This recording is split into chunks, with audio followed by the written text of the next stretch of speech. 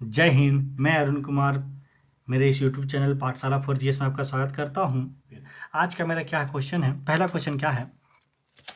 पहला क्वेश्चन है कि वो संख्याओं का संगत अनुपात 7:16 है यदि दूसरी संख्या 256 है तो पहली संख्या क्या है। क्वेश्चन देख लिए होंगे, चलिए आगे बढ़ते हैं। ये भी मेरा स्पार्क सेट का स्पार्क का जो किताब है उसका मेरा पहला सेट है, उसी से क्वेश्चन है। ठीक है, तो सबसे पहले एक चीज बताते हैं आपको। मान लीजिए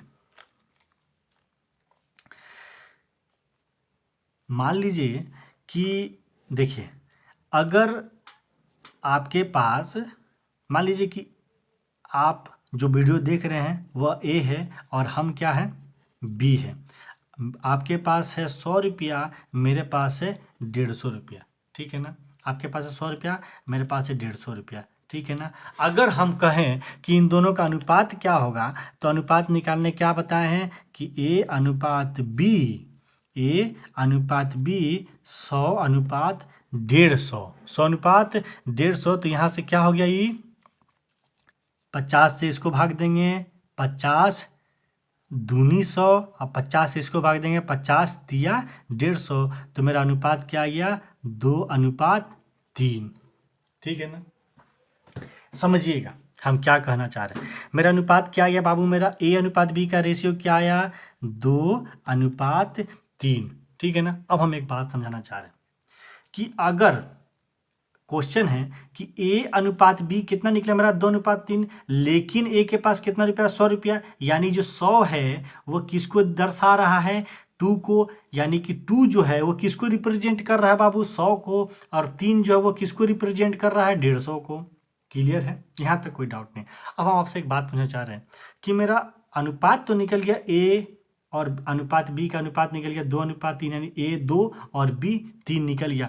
फिर से हमको वापस उसी संख्या पे जाना है, यानी 100 रुपया पे और 150 रुपये पे जाना है। तो हम क्या करेंगे, जिस वे से हम कहते हैं कि आप जिस रास्ता से स्कूल जाते हैं, वापस घर आने के लिए उसी रास्ता से ना वापस आइएगा। हैं, अब घूमने का मन है तो भाई कहीं से भी घूम करके आइए, लेकिन जिस रास्ते से हम अपने स्कूल जाते हैं उसी रास्ता से हम घर आते हैं। ठीक है ना।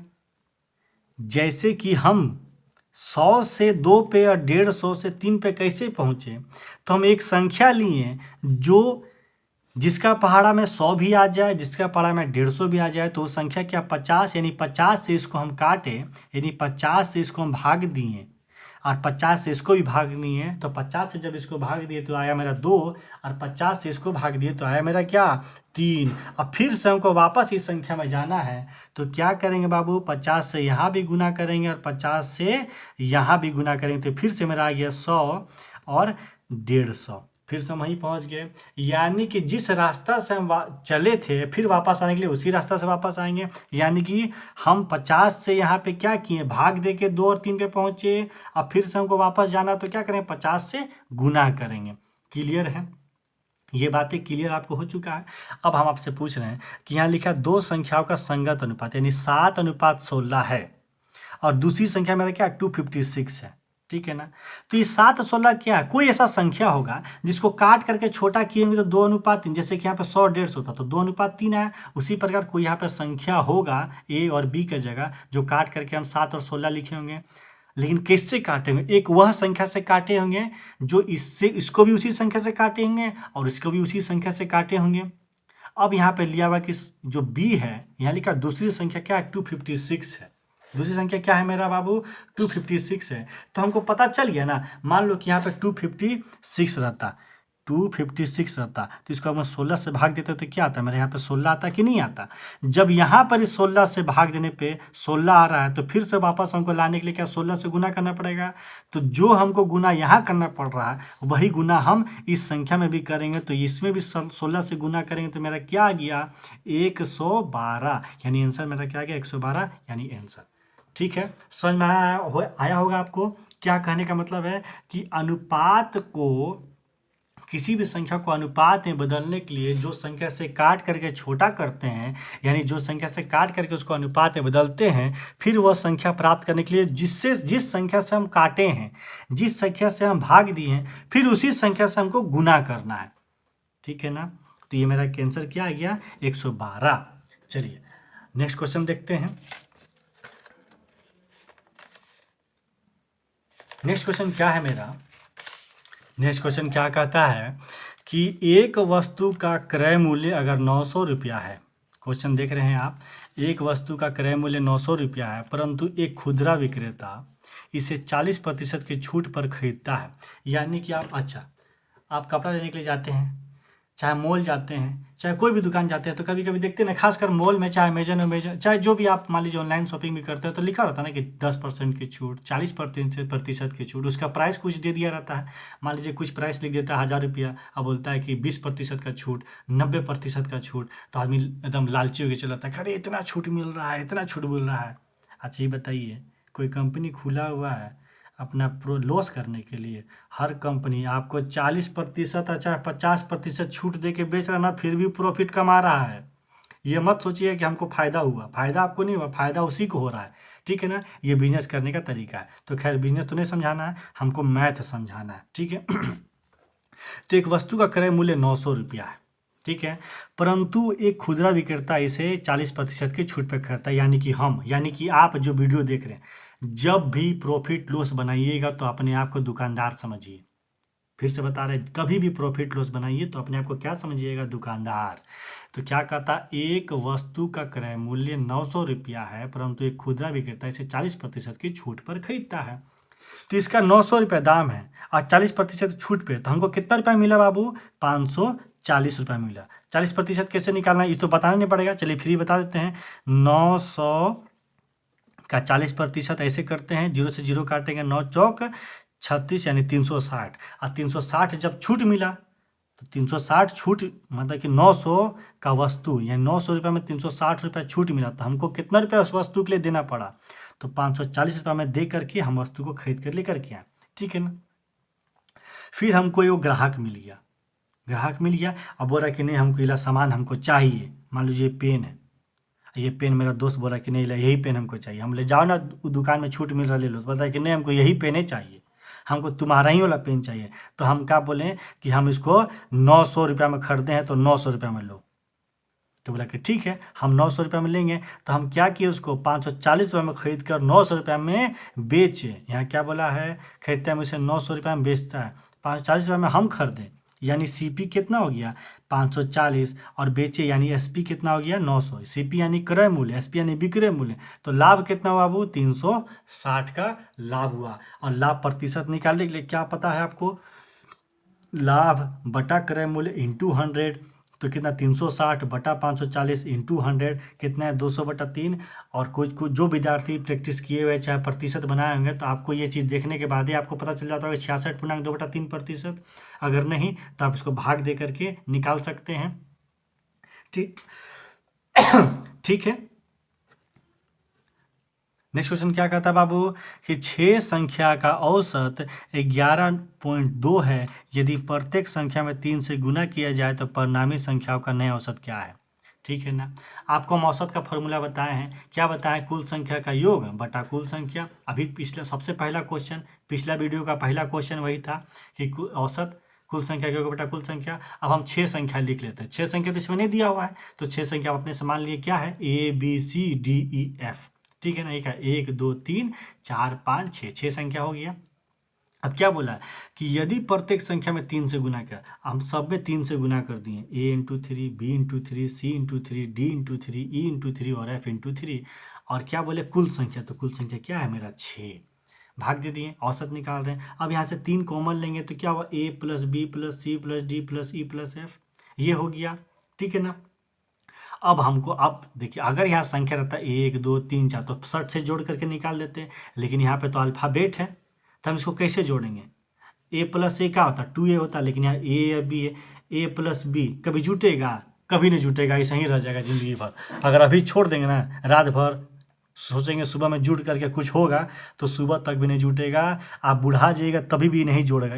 अभी भी देख रहे हैं, जो बूढ़ा होने के बाद भी देखिएगा तो ये A + B ही रहेगा, लेकिन 2 + 2 जोड़ करके क्या हो जाएगा 4 हो जाएगा अभी 1 सेकेंड के अंदर, ठीक है ना। 3 + 3 जोड़ के क्या हो जाएगा 6 हो जाएगा अभी 1 सेकेंड के अंदर, लेकिन a + b ही रहेगा। ठीक है, तो कैसे जोड़ेंगे, तो यहाँ पे क्या लिखा हुआ बाबू कि औसत बराबर कुल संख्या का योग बटा कुल संख्या। तो यह बताइए कि जब औसत बराबर यानी कि एवरेज बराबर होता है कुल योग बटा कुल संख्या, तो ये बताइए कुल योग बराबर क्या होगा, कुल संख्या गुणे औसत। ठीक है, कुल योग बराबर कुल योग क्या होता है, कुल संख्या गुना औसत होता है। ठीक है, ठीक है, तो यहाँ पे कुल योग क्या बोले, कुल संख्या इंटू कुल औसत। तो कुल संख्या कितना है बाबू 6 है, और औसत कितना है मेरा, यहाँ पे औसत दिया हुआ है कि 6 संख्या का औसत 11.2 है। तो यहाँ से कुल संख्या निकल जाएगा, यानी कुल संख्या का योग निकल जाएगा। क्या हुआ, कुल संख्या का योग, तो कुल संख्या का योग यहाँ से निकल गया। जब इसको काटा पेटी करते हैं तो मेरा आंसर क्या आ जाता है, क्या आ जाता है 33.6। क्या जाता है मेरा आंसर, मेरा आंसर क्या आता है 33.6 मेरा आंसर हो गया। ठीक है ना, ये कैसे कि आपको पता चल गया। यहाँ पे फॉर्मूला लिखे हैं कि कुल संख्या औसत बराबर कुल संख्या के योग बटा कुल संख्या। तो कुल योग बराबर क्या हो गया, कुल संख्या इंटू औसत। तो कुल योग निकालने के लिए क्या किए, कुल संख्या गुणे औसत है, यहाँ पे दोनों दिया हुआ है। तो यहाँ से कुल संख्या योग निकाल लिए और 3 को कॉमन निकालिए बटा 6 कर दिए, तो सब काट पीट के मेरा 33.6 आया। ठीक है ना, इसका शॉर्टकट तरीका यह था। खैर शॉर्टकट मत सीखिए, अब आते हैं नेक्स्ट क्वेश्चन पे। नेक्स्ट क्वेश्चन क्या कहता है हमारा, देखिए नेक्स्ट क्वेश्चन क्या कहता है। नेक्स्ट क्वेश्चन क्या कहता है कि एक नाव की शांत जल में, क्वेश्चन दिख रहा है आपको, चलिए ठीक है हम पढ़ दे रहे हैं। एक नाव की शांत जल में चाल 9 किलोमीटर पर घंटा एवं धारा की चाल 3 किलोमीटर पर घंटा है, तब इसकी अनुप्रवाह चाल तथा ऊर्ध्व प्रवाह चाल का अंतर बताइए। ठीक है ना, तो पहले आपको अनुप्रवाह और उधर प्रवाह बता देते हैं। अनुप्रवाह मतलब कि धारा के साथ, और उधर प्रवाह मतलब कि धारा के विपरीत। धारा के साथ यानी कि क्या, मान लीजिए कि आप तैर रहे हैं, अच्छा जो भी तैरने जानते होंगे तो कभी कभी तैरते होंगे तो पता चलता है कि धारा भी उसी दिशा में बह रहा है, तो आप कुछ दूर चल जाते होंगे। ठीक है ना, और कभी कभी अच्छा कहाँ पे तैरना हार्ड होता है, जब हम धारा के विपरीत तैरते हैं तो मेरा तैरना क्या हो जाता है, थोड़ा टफ हो जाता है, थोड़ा ज़्यादा मेहनत करना पड़ता है, बोलते हैं ना कि अरे थक गए रे। ठीक है, तो क्या बोले, अनुप्रवाह मतलब धारा के साथ और उधर प्रवाह मतलब कि धारा के विपरीत। एक चीज़ आपको बताते हैं इस क्वेश्चन में कि जो नाव का जो चाल, चाहे आदमी का चाल, आदमी तैर रहा है चाहे नाव चल रहा है, तो उसको हमेशा क्या मानेंगे हम, एक्स मानेंगे। ठीक है ना, नाव चाहे आदमी की जो चाल है उसको क्या मानेंगे, एक्स मानेंगे, और धारा का जो स्पीड है उसको क्या मानेंगे, वाई मानेंगे। क्लियर है, क्या आपको बताएं कि नाव का जो स्पीड है, अच्छा आदमी का जो स्पीड है उसको एक्स मानना हमेशा, और धारा का जो स्पीड उसको वाई मानना है। अब क्यों मानते हैं इस पर, अब देखिए हम आपको 15 मिनट में 20 मिनट में क्वेश्चन वर्क इन टाइम का भी आ रहा है, नाव का भी आ रहा है, औसत का भी आ रहा है। ठीक है ना, अब हम एक एक को क्वेश्चन समझाने पड़े तो देखिए एक टॉपिक 3 से 4 दिन में ख़त्म होता है, या 15 मिनट में आपको टॉपिक समझा रहे हैं। ठीक है ना, तो कुछ कुछ चीज़ें हैं जो आप, अगर आपको पहले से प्रैक्टिस है तो कर लीजिए, और नहीं तो हम आप जो बता रहे हैं उसको ध्यान में रखिए कि नाव अच्छा आदमी की चाल को एक्स मानते हैं और धारा की चाल को वाई मानते हैं।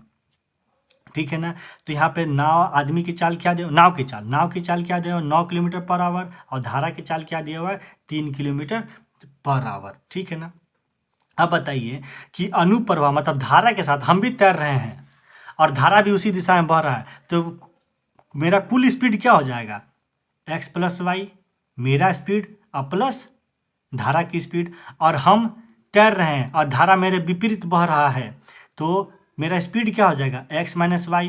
क्लियर है, अनुप्रवाह मतलब एक्स प्लस वाई, और उधर प्रवाह मतलब कि एक्स माइनस वाई। ठीक है, अब यहाँ क्या कहता है कि अनुप्रवाह और उधर प्रवाह चाल का अंतर, तो अनुप्रवाह एक्स प्लस वाई क्या हो गया मेरा 9 + 3 यानी 12 किलोमीटर पर आवर, और उधर प्रवाह क्या हो गया 9 - 3 यानी 6 किलोमीटर पर आवर। देखिए सिंपल सा बात सुनिए, मान लीजिए कि चलिए देखिए, हम क्या कह रहे हैं कि मान लीजिए कि यहाँ पे नाव है एक, ठीक है ना, और धारा, नाव ऐसे बह रहा है और धारा भी ऐसे बह रहा है, ठीक है ना। नाव ऐसे बह रहा है और धारा का दिशा भी ऐसी है, तो नाव का स्पीड और प्लस धारा का स्पीड दोनों ऐड होगा कि नहीं होगा, पहले यह बताइए।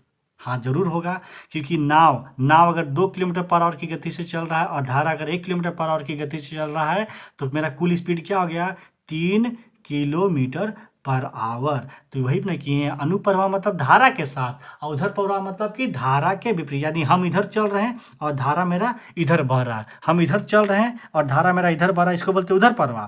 और अनुप्रवाह मतलब कि हम इधर चल रहे हैं, धारा भी इधर चल रहा है, इसको बोलते हैं अनुप्रवाह, ठीक है ना। तो अनुप्रवाह x + y 9 + 3 यानी 12 किलोमीटर पर आवर, उधर प्रवाह यानी कि 9 - 3 यानी कि 6 किलोमीटर पर आवर। और यहाँ क्या बोला है, अनुप्रवाह एवं उधर प्रवाह चाल का अंतर, तो कितना हो गया, 12 - 6 यानी 6 किलोमीटर पर आवर मेरा आंसर। समझ में आया बात आपको, ठीक है। नेक्स्ट क्वेश्चन की ओर बढ़ते हैं। क्या कहता है नेक्स्ट क्वेश्चन, नेक्स्ट क्वेश्चन कहता है, बहुत ही शानदार क्वेश्चन है, बहुत मजा आएगा, इतना मजा आएगा कि आपको पहले नहीं आया होगा, ठीक है। देखिए नेक्स्ट क्वेश्चन क्या कहता है कि 2 सकेंद्रीय वृत्त, क्या कहता है, देखिए क्या कहता है कि 2 सकेंद्रीय वृत्त। अच्छा, सकेंद्रीय क्या होता है, सकेंद्रीय मतलब कि एक ही केंद्र में 2 वृत्त, एक ही केंद्र में 2 वृत्त, ठीक है ना। 2 सकेंद्रीय वृत्त जिनकी त्रिज्याएं p सेंटीमीटर एवं p + 2 सेंटीमीटर, मतलब कि यहाँ से आपको समझ में आ रहा होगा एक बात कि एक वृत्त है जिसका त्रिज्या p है और p + 2 सेंटीमीटर यानी उससे बड़ा वृत्त होगा, क्लियर है। एक वृत्त जो बड़े वृत्त के अंदर है, यानी p वाला छोटा होगा और p + 2 वाला बड़ा वृत्त होगा, तो p + 2 हो गया त्रिज्या और p भी हो गया मेरा त्रिज्या, यहाँ दिया हुआ है। आगे बढ़ते हैं, एक कागज पर खींचे जाते हैं, हाँ खींच दिए हैं भाई, एक कागजे पे खींचे हैं, क्या के लिए, वृत्त कागजे पे खींचा जाता है, खींच दिए। उनके क्षेत्रफल के मध्य अंतर 44 वर्ग सेंटीमीटर है, तो p का मान क्या है, बहुत सही, अब पाई दे दिया 22/7, बहुत मजा आएगा क्वेश्चन। क्या कहता है, उनके जो क्षेत्रफल के मध्य अंतर है, तो बड़े वृत्त का क्षेत्रफल माइनस छोटे वृत्त का क्षेत्रफल = 44, यहीं लिखा हुआ है, हम अपने से बोले हैं नहीं, यहाँ लिखा हुआ उनके क्षेत्रफल के मध्य अंतर। तो बड़ा में से छोटा घटाएंगे, अगर छोटा में से बड़ा घटाएंगे तो क्या हो जाएगा, जैसे कि 3 - 4 क्या हो जाएगा, -1, लेकिन 4 - 3 क्या होता है, 1। जब छोटा में से बड़ा घटाते हैं तो -1, और जब बड़ा में से छोटा घटाते हैं तो क्या होता है मेरा 1, ठीक है। आगे बढ़ते हैं, तो यहाँ क्या हुआ, बड़े वृत्त का क्षेत्रफल माइनस छोटे वृत्त का क्षेत्रफल। क्वेश्चन दिख रहा है आपको, ठीक है। चलिए इसको ऊपर रख देते हैं, ऑप्शन से तो काम नहीं हमको।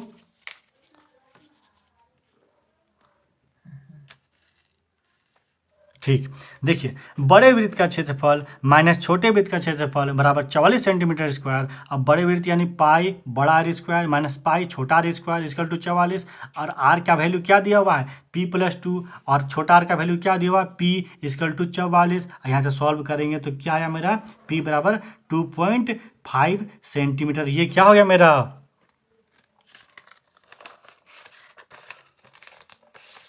ये क्या हो गया मेरा आंसर। तो आंसर मेरा क्या हो गया, p का मान क्या निकल गया, 2.5 सेंटीमीटर। ये क्या हो गया मेरा आंसर, ठीक है।